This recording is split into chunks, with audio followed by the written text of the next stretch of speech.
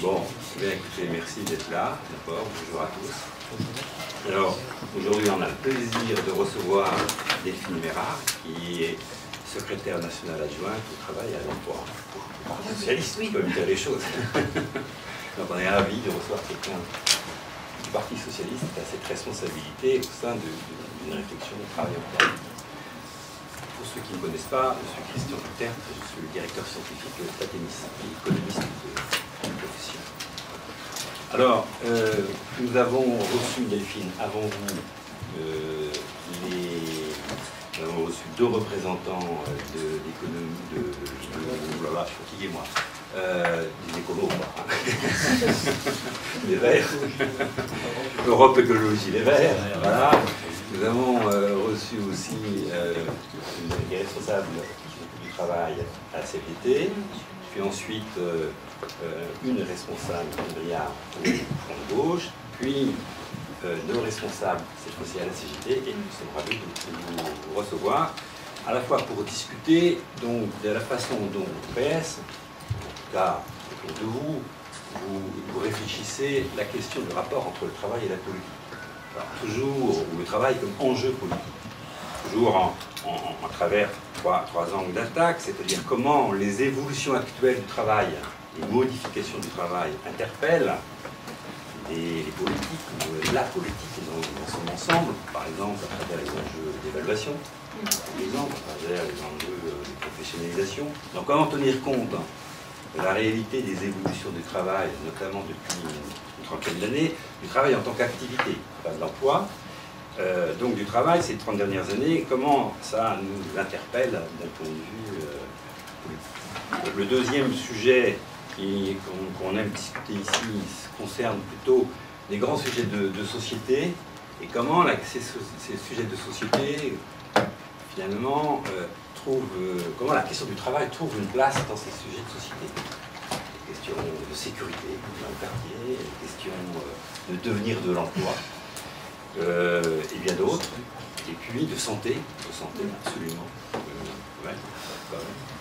Et puis la troisième chose, qu'on n'arrive pas toujours à discuter parce que c'est pas la plus facile, c'est finalement les évolutions du travail qui concernent l'ensemble de la société, en quoi elles concernent aussi le travail militant, le travail à l'intérieur des organisations syndicales ou politiques, et donc comment votre réflexion à propos du travail des autres vous interroge sur votre propre travail, et en quoi ce travail à l'intérieur de ces organisations politiques étant amené à évoluer pose des enjeux démocratiques et sortent en résonance avec des questions qui sont partagés par les autres que les militants.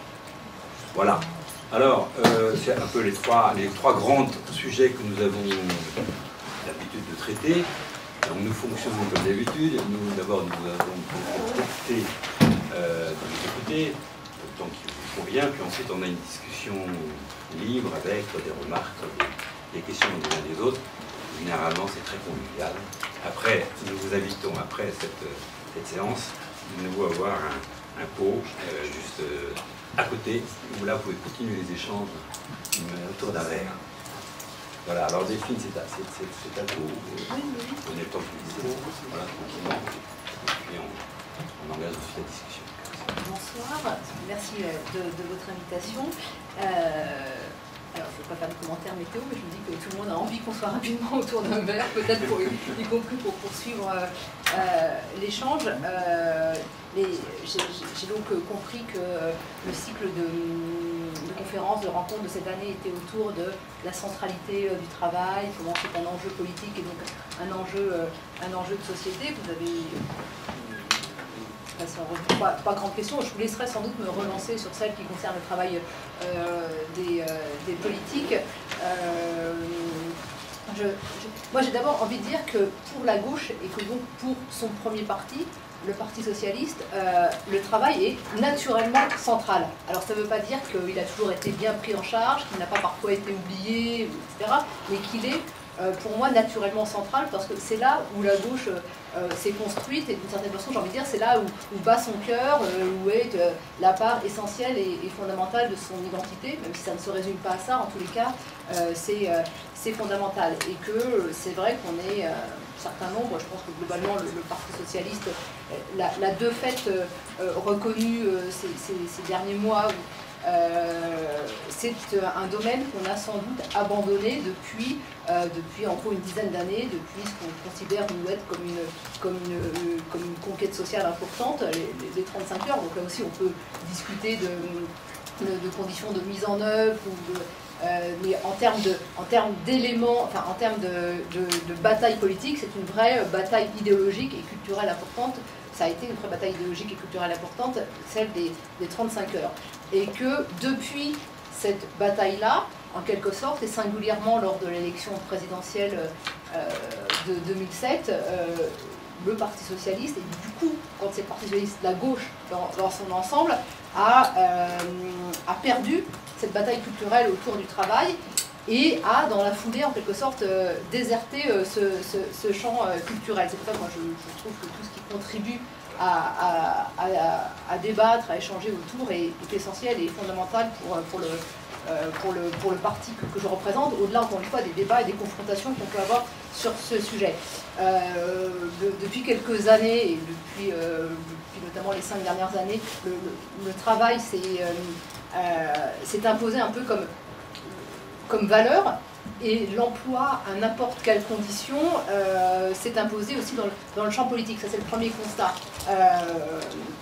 Nous disons au Parti socialiste, le travail n'est pas une valeur en soi. On peut dire que la liberté, l'égalité, la fraternité, la laïcité, la justice sont des valeurs, mais le travail n'est pas en tant que tel une valeur. Il a de la valeur, et c'est bien cette valeur-là qui doit être reconnue, d'un point de vue salarial, d'un point de vue symbolique, d'un point de vue vecteur d'émancipation, etc.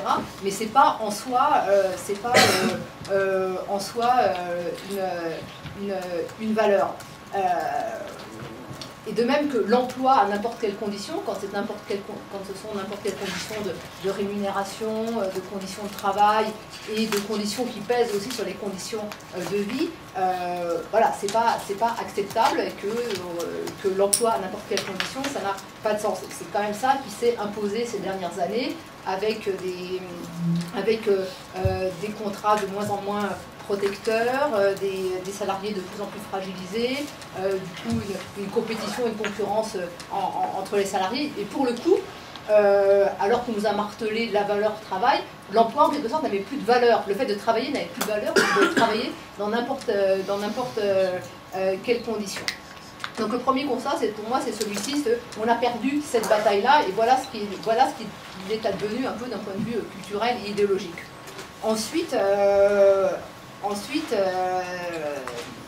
dans un monde, dans un environnement mondialisé et très concurrentiel, sous la pression d'exigences de rentabilité très forte et souvent déconnectée de la réalité, dans un univers aussi qui est professionnel, qui a été profondément chamboulé par le développement des... Ça, je pense que les personnes ici le savent encore mieux que moi, donc je suis presque gênée de rappeler tout ça, mais dans un environnement professionnel qui a été bouleversé par les technologies de l'information et de la communication, où tout va plus vite, à la fois les informations, les mouvements de capitaux, les licenciements aussi, parce que voilà, depuis quelques années, c'est plus facile de licencier des gens, c'est que voilà, c'est...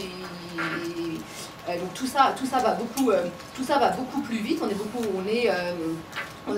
Tout culturellement autour va plus vite dans l'entreprise. Tout va plus vite, et que donc forcément on a des nouveaux droits à conquérir, des nouvelles protections à mettre en œuvre. Voilà, donc ça c'était les premiers éléments en termes de constat. Après on pourrait revenir évidemment, parce que c'est lié à tout ce que je dis, tout ça produit de la précarité, fragilise.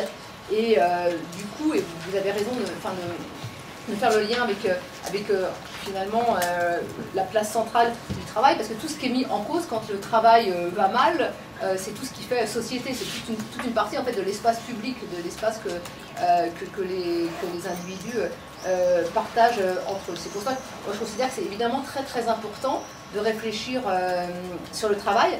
Comment on produit des richesses, comment on produit de l'innovation. Après, il y a le débat sur comment on les partage, comment on les redistribue, mais c'est peut-être pas le sujet là, mais que c'est important de réfléchir sur le travail, important de parler du travail, comment on vit son travail, comment on vit au travail, d'évoquer évidemment la question de la reconnaissance. J'en parlais très rapidement en introduction sur reconnaissance salariale, reconnaissance symbolique, place des salariés dans l'entreprise.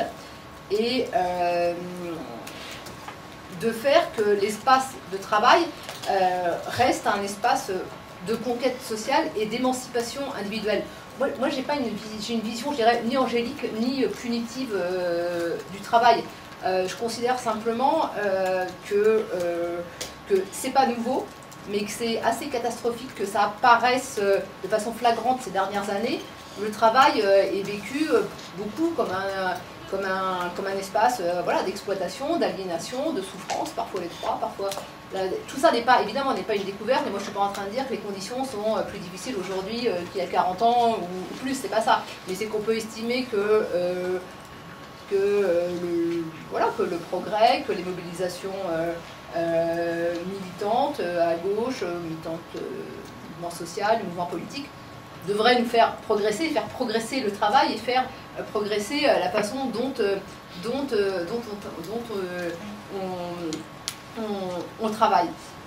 Or, voilà, on est confronté à tout ce qui est souffrance, stress, accident, maladie, que finalement, quand on parle du travail, c'est des mots assez violents.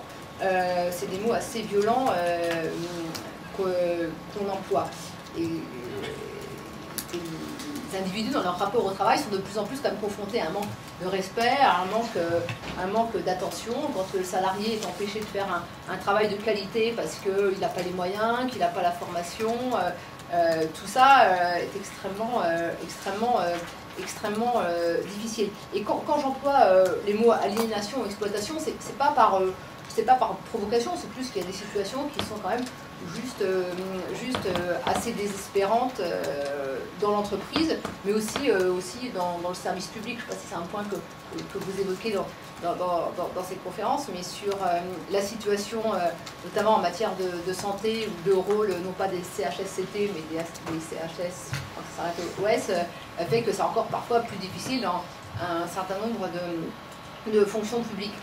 Souvent, pour résumer la situation du salarié, aujourd'hui, quand je dis du salarié, j'ai envie de dire du travailleur, parce qu'on peut y associer aussi, par exemple, l'auto-entrepreneur qui est dans une situation de dépendance à l'égard de, j'allais dire, ses donneurs d'ordre quand il a la chance de pouvoir développer malgré tout une petite activité. On peut associer sa situation. Moi, je prends deux exemples souvent. Le premier, c'est celui du pizzaiolo. Avec la file d'attente devant sa petite échoppe ou sa petite camionnette. En plus, plus le pizzaiolo fait des bonnes pizzas, plus la file d'attente est importante et plus il est sous pression du client. Alors, ce qui ne veut pas dire que le client se comporte mal, etc., mais qu'à un moment donné, je prends cet exemple-là parce que dans l'entreprise, on ne travaille que pour des clients. On a des rapports, des rapports purement clients-fournisseurs, et y compris au sein même des entreprises entre les différents services. Les différents services, ça se voit par le type de vocabulaire, par le fait que voilà, tout est très morcelé, très en silo, chacun dans son domaine. Et que ce spectre du client, il est extrêmement pesant. Et donc, je me dis que le travailleur, il a le choix entre être un peu ce pizzaiolo ou alors être, je reprends une image qu'on trouve dans l'industrie nucléaire et qui avait été très bien mis en évidence, je trouve, par la romancière Elisabeth Filleul il y a quelques années dans un roman qui s'appelait La Centrale, qui est le management par la dose. C'est-à-dire le fait que dans l'industrie nucléaire, en gros, on teste la résistance des ouvriers, souvent en plus évidemment précaires, sur des contrats très, très ponctuels, qui enchaînent différents contrats en fonction de leur résistance à certains niveaux de radiation. Et donc, il y a ce management par la dose. Et souvent, je me dis que dans l'entreprise, c'est un peu la même chose. C'est-à-dire qu'il y a un test de résistance jusqu'où